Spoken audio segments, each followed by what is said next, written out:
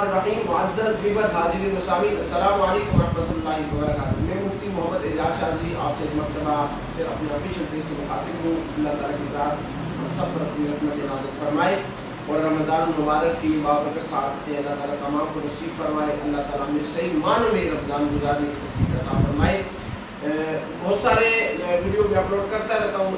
پچھلے دنوں ایک وظائف کے حوالے سے میں نے رزق کے حوالے سے ویڈیو اپلوڈ کی تھی۔ تو یکم رمضان المبارک کی جو رات آ رہی ہے مغرب سے عشاء کے درمیان ایک بہت خاص وظیفہ ہے، وہ آپ کریں گے کیونکہ پاکستان میں 29 شعبان المعظم ہے۔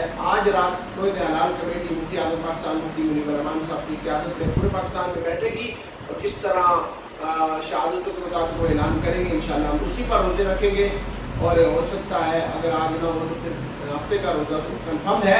تو یہ یکم رمضان المبارک جیسے ہی اعلان ہوتا ہے تو مغرب سے عشاء کے درمیان شروع ہو جاتا ہے، تو کئی دفعہ اعلان تھوڑا سا لیٹ ہوتا ہے۔ بہرحال مختصر وظیفہ ہے کہ سورہ قدر 30واں پارہ ہے، اس میں سورہ قدر ہے، انا انزلناہ فی لیلۃ القدر وما ادراک ما لیلۃ القدر۔ یہ سورت 21 دفعہ آپ نے اول و آخر 11 دفعہ درود پاک پڑھ کے پڑھے۔